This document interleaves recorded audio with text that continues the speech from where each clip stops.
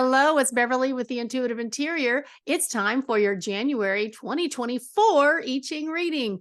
Cannot believe that it's already 2024. However, that still does not mean that we are in the next year yet for the Chinese calendar, where this is the final month of the Yin Water Rabbit year. Yeah. Oh my gosh. It is such an interesting transition, when you're dealing with the Gregorian calendar and the lunar calendar and trying to make everything make sense. Sometimes things got a little squishy, but the energy of this month really does reflect the fact that we are shifting from not just one year to the next, but from one 20-year cycle to the next 20-year cycle. Lots of good stuff here. So number one, letting you know that this reading goes from, well, today, January 6th, through February the 3rd. On February the 4th is when the official energy shifts to the Yang, or to the Wood Dragon. It is the Yang Wood Dragon, but we're also moving into that 20-year cycle, the new 20-year cycle that corresponds with period 9 and the fire element. That's a whole separate video, folks. We're not going to be going into that on this, because right now we just want to stay focused on what to expect this month for the Ox month. Number one, because this is the Yin Wood Ox month, the I Ching card is number 21. That one is called Biting Through. Over here we have on the bottom is the Zhen trigram with the Li trigram on the top. So this is Yang Wood. This is fire. It's also kind of look at that. It's also referred to as the Dragon Phoenix combination, because we've got that dragon energy, that Yang Wood energy on the bottom, with that fire on top, that phoenix. Biting through, the words on the bottom of this particular card are take decisive action, restore order, force applied with sensitivity, justice, and tenacious devotion to task. Now take a look at that. I love the fact that it is a dragon right as we're getting ready to move into the dragon years. So talk about a little bit of foreshadowing. So here it is coming in. But biting through, when this card comes up, it really is speaking to making a decision. And you just have to like bite through the whatever it is you're trying to eat. Otherwise, think about when you bite into a sandwich. You're not going to be able to enjoy that delicious, yummy morsel unless you bite all the way through. Things get really messy when that doesn't happen. And that's kind of what's, this is all month we're being admonished or encouraged to do, because there's a lot of times there's this attitude of the outer circumstances we have to have all of our attention, but we have to decide where is the most, where is the best use of our time. Is it for doing, one particular task or something else? Maybe it's time for you to just say, oh, you know what? We're not going to even worry about that anymore, because that doesn't make the cut. The paragraph that really jumped out for me today with my little oracle deck here is, if you find yourself in the midst of inner turbulence or anxiety brought on by the need for decisive action, it's important to remember to stick with the facts. Beware of any tendency to leap to conclusions or to indulge in fantasies of doom and gloom. Devote your full attention to the task in front of you, step by step, as it presents itself each moment. Maintaining your awareness will help you to gather your intent and will support the single-pointed focus that the current situation demands. It also goes on to say that, people, relationships may change, will change. There's going to be, things have to change. Things are going to change. Change is the only constant in the world. But this time you really have to be careful to, whatever change you're making. Oh, here, I'm just going to read it again. Says, that all changes should be made fearlessly with sensitivity and without giving any energy to emotions like anger, revenge, or pity. Simple and unsentimental justice administered fairly and directly can be tremendously healing. Um, so that's why on this card it talks about force applied with sensitivity. We've all had those times when our muscles are real sore and there's somebody who's wanting to give you a massage, and sometimes you gotta like, oh, gotta get that pressure point right there.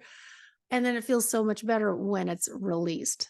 I think that's kind of what this card is talking about. The precision of a surgeon's scalpel versus the taking a little dull pocket knife and trying to like cut things away. So that's kind of what we're talking about. I hope I'm making sense with this.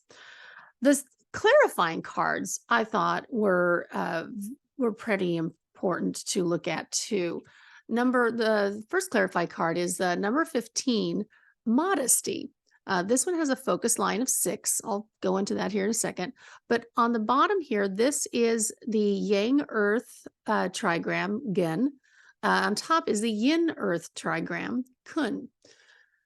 This is, with all of this earth energy, the modesty kind of makes sense that it's speaking to moderation, humility, keep it simple, lack of pretension, self-respect, sincerity, and respectability. With the first card that we talked about, and now we've got this one where it's essentially extolling the virtue of just the normal boring stuff of life. The line 6 is the one that talks about how society at large is coming at this. So if we don't have a lot of chaos going on, wonderful. That the drama's fine if you're watching TV, but it's not always good to be inviting that constantly into your world. The focus line 6 here says you're being asked either by others or through your own intuition to take matters in hand, which may require accepting a leadership role. To deny this by claiming unworthiness would be misplaced modesty and self-indulgence. The demands of the time are such that you must be clear and decisive in your own thinking. So take time to consider what is needed and then be 100% available for what must be done. Again, there's a lot of different ideas about what modesty. When I was growing up, modesty it really mostly dealt with how girls dressed. Not so much boys. It was always about you got to keep yourself covered because you got to be modest. You got to be, who don't want to be adding anything for other people to look down on you, or I'm not going to go down that path. But this particular card, again, it talks so much about being in the moment, being gracious, being virtuous, and that it says it's highly respected in leaders because their moderation works towards the common good and can be counted upon regardless of circumstances. We're about to enter an election season. Well, we are in the election season here in the U.S., and it's really difficult to maintain modesty while you're trying to differentiate yourself. Sometimes the actions need to speak louder than the words, because sometimes the words are just empty bluster. And that is not necessarily being able to stay present and in the moment. It says, if you act immoderately by overextending yourself physically, mentally, or emotionally, exhaustion and complications are sure to result. Moderation is modesty in action that keeps things simple, enabling us to discern more easily when we are moving towards extremes and what to do about it. Simplicity creates spaciousness, whether we are clearing unnecessary clutter from a room or from our minds. The result is not only refreshing and expansive, but a new perspective is gained as well. Again, perfect timing for a good feng shui update. In my newsletter, I have the link to the 2024 updates on how to manage that. So if you're not a subscriber, I'm going to have the link below so you can be a newsletter subscriber. The second card that I have, the clarifying card, is this number 23, splitting apart. So on the bottom here again is it's kind of like the flip-flop of what we had before, just showing you what we had before. So it's just exactly flip-flop. So on the bottom we have the yin earth, the gun. On the top, or the kun, on the top is gun, the yang earth. So this time, think about it more of an earthquake. This one is impermanence, collapse, deterioration, separation, let go, surrender, eliminate the old, and death. Death, again, doesn't mean somebody's going to croak on you, but it does mean that there's going to be the ending of something. The ending of the year, the ending of the month, the ending of this past 20-year cycle. So again, it kind of, again, makes sense to me for sure, not necessarily for everybody else. But the focus line on this one, again, is the upper trigram is line 4. So this is more about that kind of where you're taking that more the energy of what you've been doing internally and moving it more externally into the outer part of the world. So again, line 4 is more of how you're showing up with your social circle, with somewhat the job stuff that you're doing, but it's more about how you're thinking about how you show up in that world. So line 4 here on splitting apart says, when the curtain comes down, the show is over. There's nothing to be done now but accept the finality of this time. The finality of this time. I mean, people do not like to say, that's it, that's the end, no more, this is never going to happen again. Having that kind of heartache, the grieving of that, that, hey, this time period is over, the ride is done, the amusement park is closed, and you're probably not going to go back to that place again. This can mean that there is a lot of unresolved grief that may be showing up. And if that's the case, give yourself the permission to sit with that, to honor that process. All too often, we find ourselves trying to push through those hard feelings too quickly without first fully embodying it and first just really feeling all of it. In order to feel joy, you have to be able to feel the other, negative emotions. They're really just all on the same spectrum. It's just that we honor some, we prefer some to others. Nobody likes to be sad. Nobody wants to be in grief. Nobody enjoys that. But just as day follows night, there can be joy and happiness and contentment following grief, sadness, and depression. So it's just becoming okay with that is everybody's big chance for opportunity. So it says let's see, I think that's pretty much all that we have to let nature run its course. Things are gonna happen. It's always going to be, a constant cycle. So, all right, the final card, the clarifying card, is number 53, development. On the bottom here is Yang Earth, Gun. On the top is Yin Wood, Sun. So development, this is a new card. I haven't drawn this one in this past couple of years that I've been doing this. So this is kind of exciting. It says gradual gradual progress, continuity, slowly but surely, adaptability, and a time-honored approach. This one is more of an internal thing. This is line 3, the focus line.